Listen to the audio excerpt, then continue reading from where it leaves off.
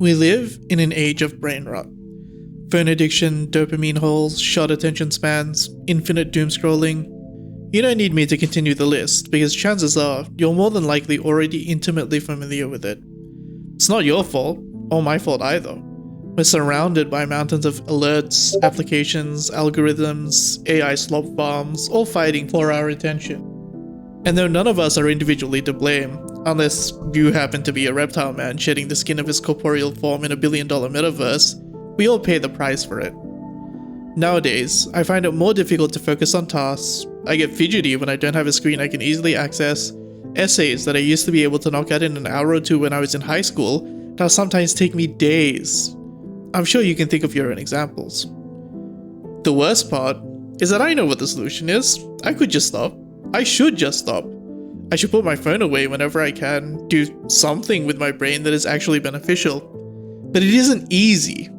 Without someone watching your shoulder, without metrics and goals and accountability, you'll inevitably find yourself reaching for your pocket, opening your app of choice, and mindlessly starting to scroll even when you know you shouldn't. Amidst all of this, however, I found my solution to brain rot in one of the most unlikely of places: a gacha game.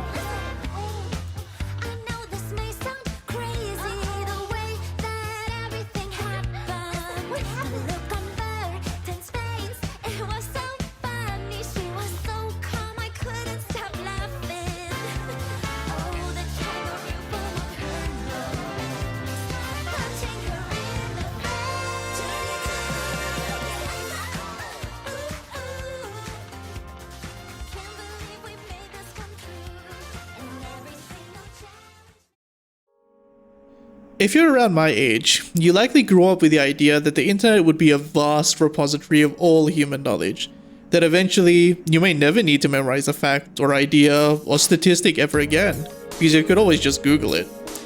That you might never need to read a book, because the information would exist in some pre-digested form already on Wikipedia. And to be fair, this definitely looked like the direction that things were going for a long time. However, when I saw the advent of Gen AI, the rise of corporate encroachment of the net, and increasing levels of censorship, I understood that this dream was dead, and that I would need to start, well, reading, knowing things, learning, engaging in autodidactism. But when it finally came to buckling down and figuring out what to read, I didn't know where to start. Learning, especially when it comes to learning outside of school, is almost driven by curiosity, a desire to answer a specific question. But where do you start reading if you just want to be a more rounded, better informed, less brain-rotted person? I didn't know. That's where Reverse 1999 comes in. While Reverse 1999 makes for a relatively straightforward read, with the exception of some of the earlier chapters, mainly due to localization issues, I think that it's actually difficult to fully grasp the scope of any of the actual stories themselves. Take Chapter 9, Folie et Raison, for example. The story sees Verdun and the crew entering the fictional Kamala prison, a panopticon where those living at the fringes of society are sent in order to hide them away from the public eye. Inside the prison, the gang has to navigate a seemingly nonsensical prison society composed of literati, all the while being bombarded with questions. Why is this prison a panopticon if the prisoners are seemingly allowed to govern themselves? Who is the warden and what is their purpose? Why do the prisoners decide their fates using a lottery? Why does the jailer forget even her own name? These are only a few of the questions that the player has no choice but to confront, and yet the story doesn't really answer them. While there is a literal explanation behind some of the questions the chapter asks, it provides no thematic or moral answers. In order to find those, you have to be willing to engage with the text that it's referencing, whether it be Foucault's Titular Madness and Civilization, Borges' The Aleph and Other Stories, or Shirley Jackson's The Lottery. While Chapter 9 is a rather extreme example, I would argue that the reliance on external media as a touchstone is pervasive throughout the game. Prisoner in the Cave is almost indecipherable without a passing understanding of Plato's titular allegory. A Long Way is significantly weakened if you don't know what happens in All Quiet on the Western Front.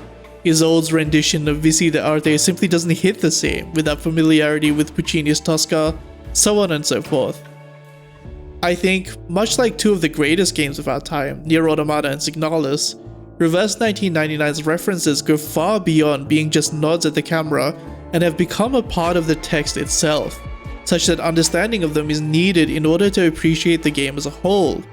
Just like Signalis endings are nearly indecipherable if you're unfamiliar with the history of Boklan's Isle of the Dead, so too is it impossible to fully appreciate Balloon Party's design without some understanding of the invention of antibiotics. Ultimately, it's this feeling, the twinge you feel in your gut as you finish a chapter you enjoyed, but you know full well that there's something it's saying, which you didn't quite catch, which has allowed me to start breaking free of the bindings of brain rot, because it's given me a direction to point the time that I would otherwise be using doom scrolling or otherwise just killing time on my phone. And what's great is that the game wears its references and sources on its sleeve. Hell, the chapters are all named after some piece of literature that the chapter is often building atop, and the references within the chapters are all quite obvious or have been documented by fans already. The lack of friction in terms of having to chase down a source really makes it easy to jump into essentially doing more around the game I enjoy instead of doom scrolling.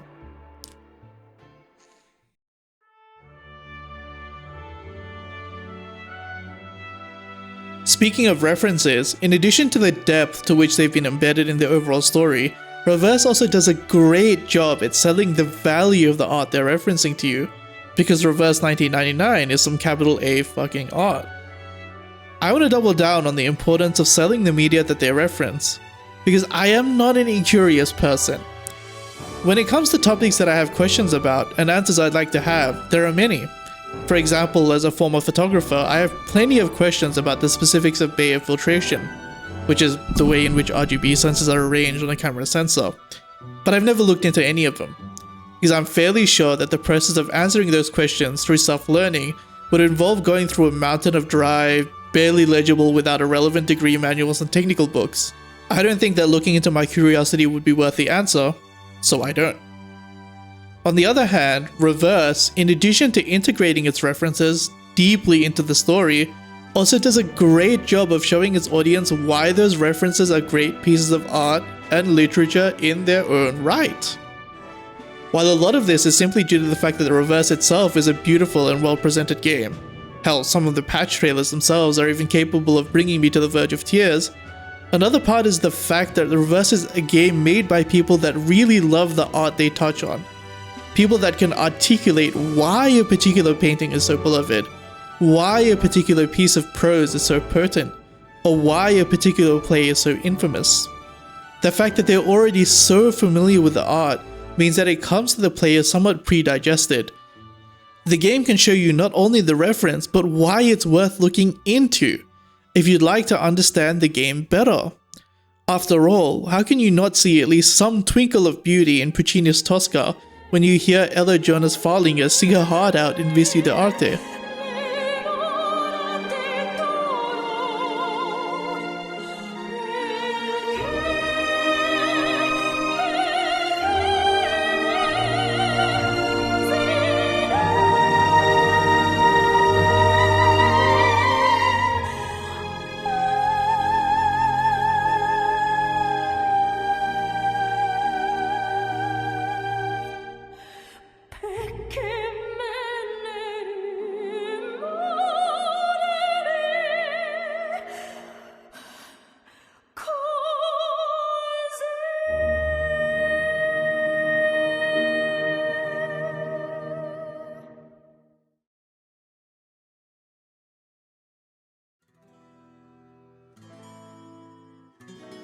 Understanding the game doesn't just come on a silver platter though.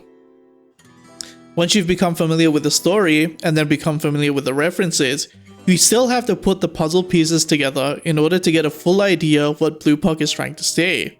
And for me, that's been a godsend.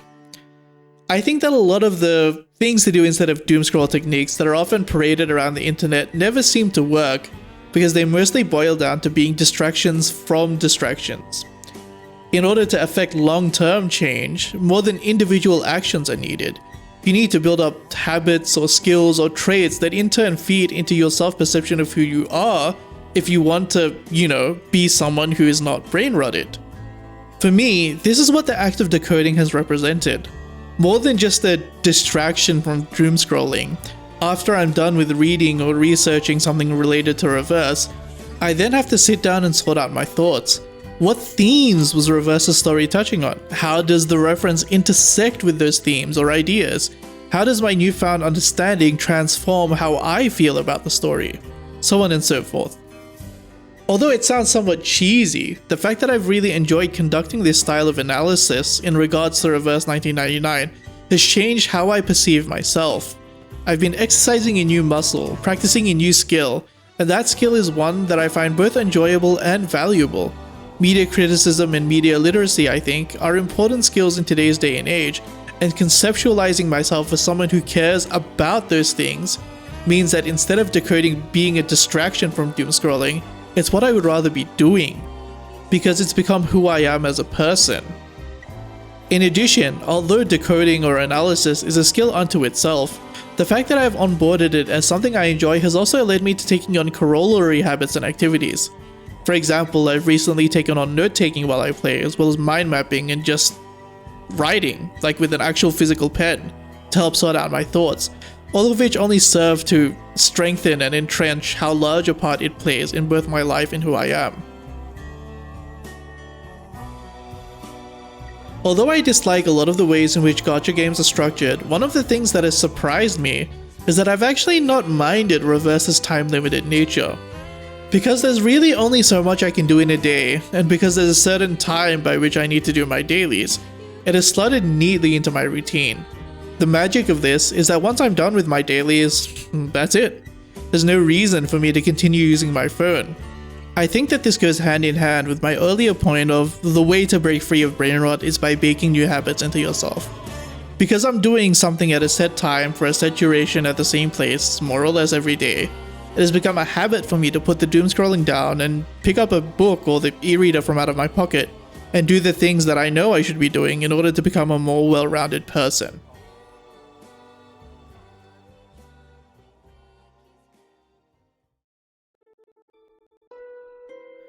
Lastly, I think that the most potent way that Reverse has helped me overcome brain rot is that it's actually forcing me to work out my brain.